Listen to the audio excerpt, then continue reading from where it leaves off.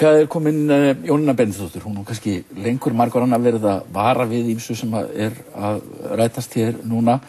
Hvernig fyrirtæki hafa skuldsett sig, krosseignatengslum fyrirtækja og þessum græðgisvædda kapítalisma sem við höfum verið að stunda hérna síðustu árin. Jónína, eins og ég segi, þú hefur verið svona frekar, þú stundu verið eins og rödd hrópandans í eyðimörkinni. Já, mér hefur stundu liðið þannig líka, en svona þegar uppi staðið þá hlakkar alls ekkert í mér að það sem ég hef verið að segja hefur ræst. Þvert á móti þá finnst mér það afskaplega dapurlegt að þetta sé alltaf komið upp á yfirborðið. Já, en við ætlum að skoða kannski að þessi fyrirtæki sem eiga í vandræðum hér. Já, mér finnst gríðarlega mikilvægt að allur sannleikurinn komi upp á yfirborðið og vil rifja upp orð Seðlabankastjóra Evrópu, þar sem hann talar að mikilvægast núna það að allur sannleikurinn komi upp, að allt sé gegnsætt. Og eins og ég hef séð í umræðinni, þá hefur þetta alls ekki verið gert. Hvort það getur verið að stjórnvöld sé að fela sannleikann fyrir almenningi og þá það gríðarlega alvarlegt. Svo getur líka verið að enn eina ferðina sé verið að ljúga að stjórnvöldum og það það ennþá alvarlegra. En eins og ég lít stöðuna í dag með bankakerfi þá ég á margan hátt sammála Gylfa Magnússyni, þó ég megi ekki segja það. En þetta snýst fyrst og fremst það eigendur bankana fyrir skuldum. Og eins og staðan í dag, þá eiga þeir ekki fyrir skuldum. Nei. Og ef við lítum á Glitni, þá áttu eigendur Glitnis ekki fyrir skuldum og þá fer fyrir þeim eins og okkur hinum sem verðum gjaldþrota að það þarf einhver að grípa inn í. Og nú það spurningin sem veltur á fólki hvort að Kaupþing sé illa statt og það upplýsingar sem liggja fyrir, það hverjir eiga Kaupþing. Og ég hef verið að reyna að sýna fram á það í gegnum tíðina að í raun og veru engin munur á baugsmönnum eða stóðum fyrir þeim sem áttu Glitni og Kaupþingsmönnum. Þetta eitt og sama batterið. Og eigendur Kaupþings hins vegar í dag að mestum hluta Exista sem á 25% í Kaupþingi. Þetta fyrirtæki sem út allan heim og við Íslendingar höfum verið afar stolta. Þau eiga ágætis eignasöfn eins og í Vís og Símanum og svo framvegis. En gengi bréfa í Exista hefur á einu ári lækkað 86%. Það var í fyrra í 40%, það komið niður í 4,6%. Svo það menn hafa verið að gagnrýna þessi krosseignatengl, menn eiga bankar, eiga fyrirtæki og maður tala að þetta þyrfti að laga. Var það eitthvað lagað? Það var lagað á ákveðnu leyti og Kaupþingsforstjórarnir sem náttúrulega halda utan allan bankan því að ég meina sannleikurinn má ekki koma upp á yfirborðið en þeir með töflur og höld í öllu sem viðkemur Kaupþingi þessi tveir einstaklingar. Og það gríðarlega erfitt að vera í svona business til lengdar vegna þess að ég hafði aldrei trúað því að peningar gætu breytt ósannindum í sannindi. En það það sem að gerast í dag og ef við lítum á náin tengsl eigenda Kaupþings þá við að tala 51,2% sem ég get skilgreint sem mjög náin tengsl. Það Egla, Ólafur í Samskipum sem að vísu að gera ágætis hluti í dag. Og það þessi Arion-safn sem Hreiðar Már í stjórn líka, hann stjórnar því líka. Þeir fara með atkvæði, þessi sömu menn fara með atkvæði í 51,2% í bankanum. Sjálfir stjórnendur bankans eiga 2,2% í bankanum. Og það finnst mér til dæmis alveg gríðarlega alvarlegt.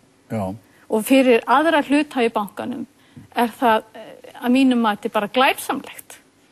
Þetta innherjamenn, þeir að stjórna bankanum, þeir allan hringinn í kringum borðið. Ef við lítum hins vegar á aðal eigendur, og þetta kemur aftur að því hvort að eigendurnir hafa efni á því að eiga fyrirtækin sín, og þá það nú ekki seinna en í júlí á þessu ári að viðskiptablað aðal eigenda fyrirverandi Glitnis. Hverjir eiga ennþá peninga? Já, við getum séð þetta. Já. Og þá kemur í ljós að þessi milljarðamæringar allir sem hafa verið að skuldsetja þjóðina, þeir eiga í eignum 831 milljarð. Og þá spyr ég, á núna að fara að ná í peninga lífeyrissjóðseigenda, af hverju geta þessi einstaklingar ekki selt erlendar eignir til dæmis og komið með þær heim?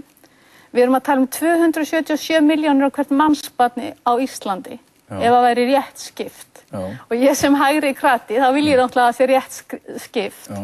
En í þessu hérna kemur í ljós að Jón Ásgeir og Ingibjörg eiga hérna 75 milljarða. Við tökum líka aðal eigendur Kaupþings sem eru Bakkavararbræður sem eiga tæp 50% í Exista. Í fyrra áttu hvorum sig 80 milljarða. Í dag eiga þeir 19 milljarða. Og þetta hlýtur að vera áhyggjuefni fyrir forstjóra Kaupþings. Þegar stærstu eigendurnir að gengisfella eigur sínar svona, sem náttúrulega til gaman sína þessa hlið líka. Það einn af eigendum Baugs, Bylgjan, auglýsa, láttu ekki ríkið plata þig. En telur þú að þeir eigi peninga til að flytja hingað til landsins? Ég veit ekkert það. Og hérna auðvitað mannauður í nýsum bönkum gríðarlegur. Og lærdómurinn sem við getum lært allir þessu gríðarlegur. Inn í háskólanum, starfsfólk bankana brilljant. Við megum ekki gleyma því að þetta eru bara stjórnendur sem eru algjörlega vanhæfir. Þeir hafa sýnt glannaskap og Ingibjörg Sólrún talar áhættufíkla sem þurfa meðferð, en hún nafngreinir þá ekki.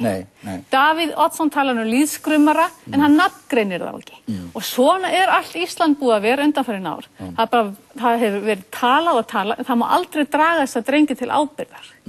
Það sem hefði átt að gera fyrir lifandi löngu að frysta eigur þessara manna og rannsaka hvernig stendur á því að þeir blása upp gengið á eigin bréfum þannig að það langt upp fyrir sól. Þetta kemur bara niður á venjulegum almenningi á Íslandi. Þetta kemur minnst niður á þeim. Og þetta gríðarlega alvarlegt.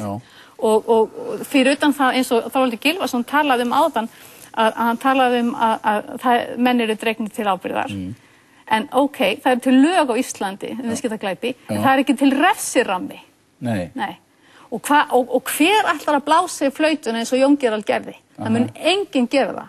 Jón Gerald hefur þurft að greiða 12 milljónir fyrir það að koma með gögn sem sýna vanrækslusana manna á hlutabréfamarkaði og hann að borga 2,5 milljón núna til ríkisins vegna málskostnaðar.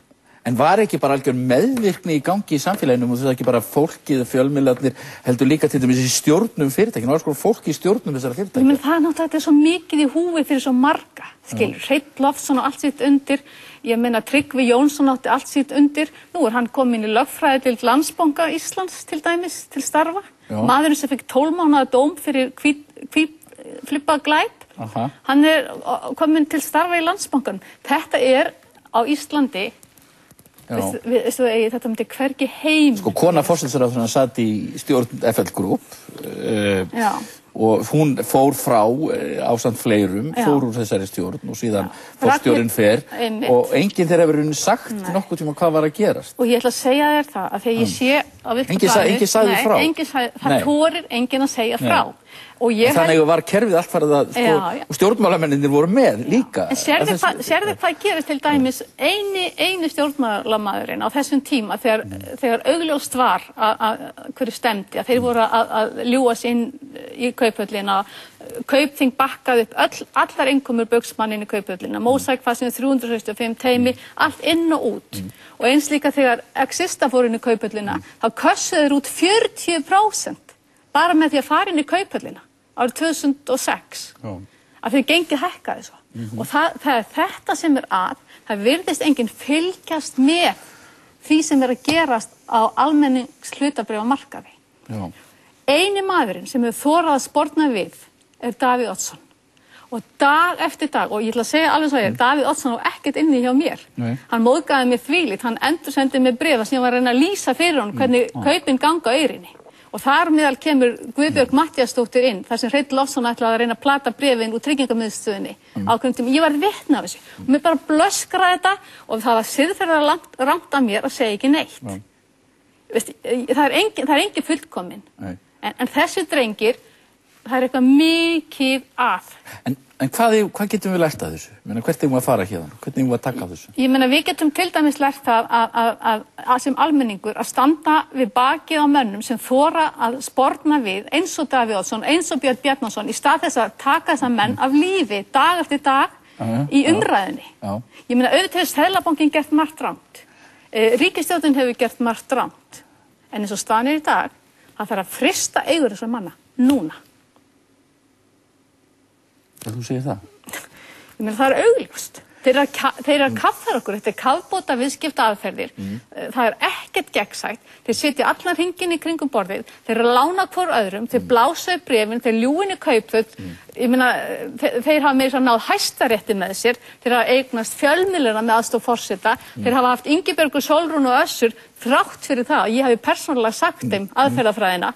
Það hafi samt þessi tvö forkólfar jafnaðarmanna á Íslandi hlaupið á eftir þessum snúðum. En hvernig líst þér á að koma með lífeyrissjóðspenningana inn í landið? Ég vil sprikla það. Ég vil bara að þetta fólk fá að standa skil á sínum gjörðum, alveg eins og ég hef þurft að gera og allir þeir sem hafa lent í bönkum. Bankar ekki bara kennitölur, þetta eru mennirnir sem standa á bak við þessi fyrirtæki. En á þá að láta bankana fara í þrot? Nei, og þessi fyrirtæki? Ég meina það allavega eins og stendur, þá finnst mér bara að eina leiðin það svo sem gerð var við Glitni.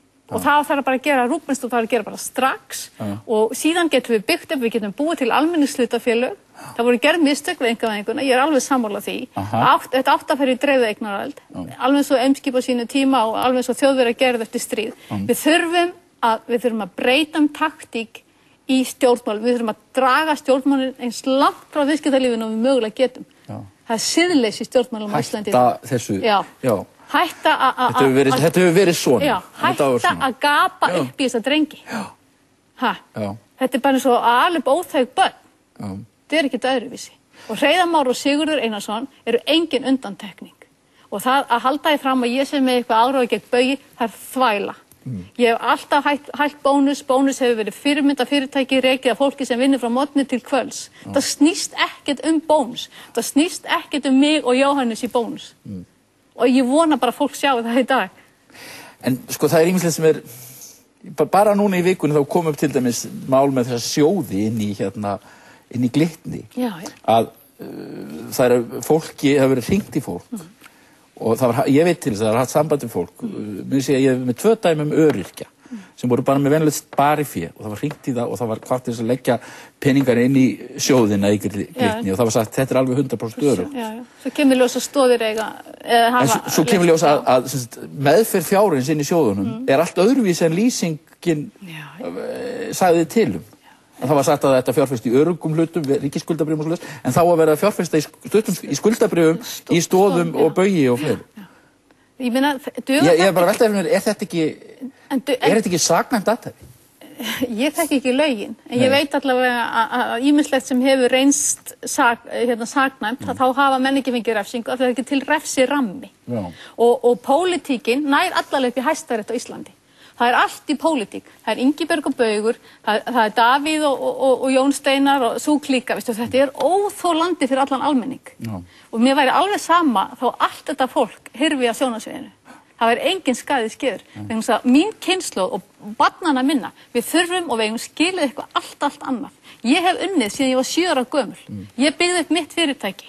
Ég hef verið frumkvöðull og ég hef staðið alltaf sjálfstæð. Ég hef aldrei þegið krónu úr einhverjum ölmuðsubótum þó ég hef orðið gjaldþrota sjálf. Þess vegna krefst ég þess að menn hætti í þessum skotgröfum. Það skiptir engu máli, Davíð Oddsson skiptir engu máli í stóru myndinni. Þú varst gjaldþrota sjálf. Já, það var alveg skelfilega reynsla og ég bara finn til með öllu fólkinu sem er að fara í gegnum þetta núna. Þetta er martröð að lenda í þessu. Og þetta hafði gríðarleg áhrif á mig og börnin mín. Það var aldrei heimilisfriður, friðhelgi heimilisins var engin. Það var alltaf einhvern lítill sköllóttur kall að koma með fullt innheimtubrifum á matatímum, kom einhverju 3, einn sem skráði, tók árangurslaust fjárnám hjá mér. Og ég þessi manneskja sem aldrei í raun og veru hef beðið um hjálp, ég bað ekkert um hjálp, ég bara fór þetta á hnefanum og auðvitað gerði ég fullt af mistökum og það eina sem ég langar að hvetja fólk til þess að gera, fólk sem er í sömu